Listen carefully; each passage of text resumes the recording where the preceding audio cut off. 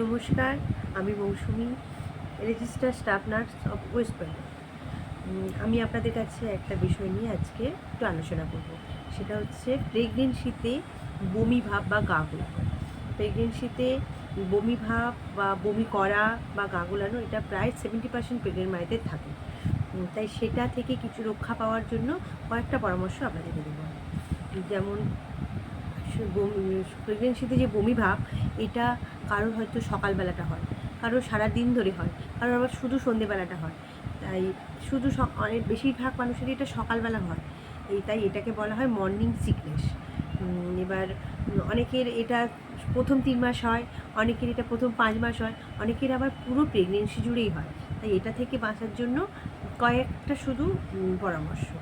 এবার সবচেয়ে বড় যেটা বিষয় সেটা হচ্ছে আপনি যদি এই প্রেগনেন্সির এই সমস্ত সিমটমসগুলো আপনি দেখেন, তাহলে আপনি ভাববেন যে আপনার পেটের মধ্যে আপনার বাচ্চা সুস্থভাবে বড় হচ্ছে। তা এইগুলো আমাদের বিভিন্ন রকম হরমোনাল চেঞ্জ হয় প্রেগনেন্সিতে, তার জন্যেই আমাদের এই সমস্ত সিমটমসগুলো দেখা দেয়।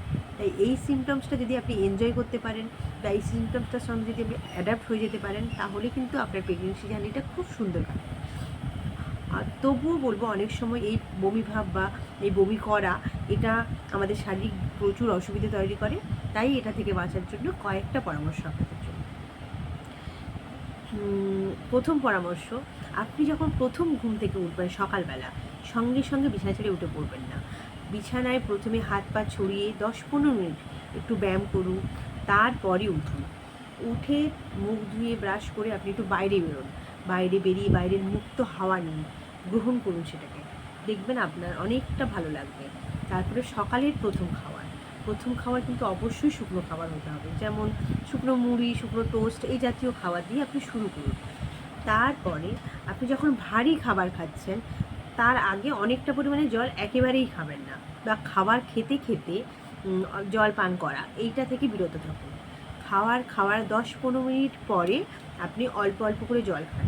আমাকে পুরো প্রেগনেন্সিতে প্রচুর পরিমাণে জল খেতে হবে, সারাদিনে প্রায় 3 থেকে 4 লিটার জল খেতে হবে। সেই জলটা আমি খাবো, কিন্তু সেটা অল্প পরিমাণ করে করে খাবো, ঠিক আছে?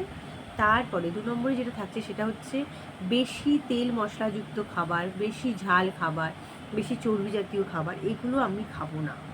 এগুলো খেলে আমার বমি ভাবটা বেড়ে যাবে।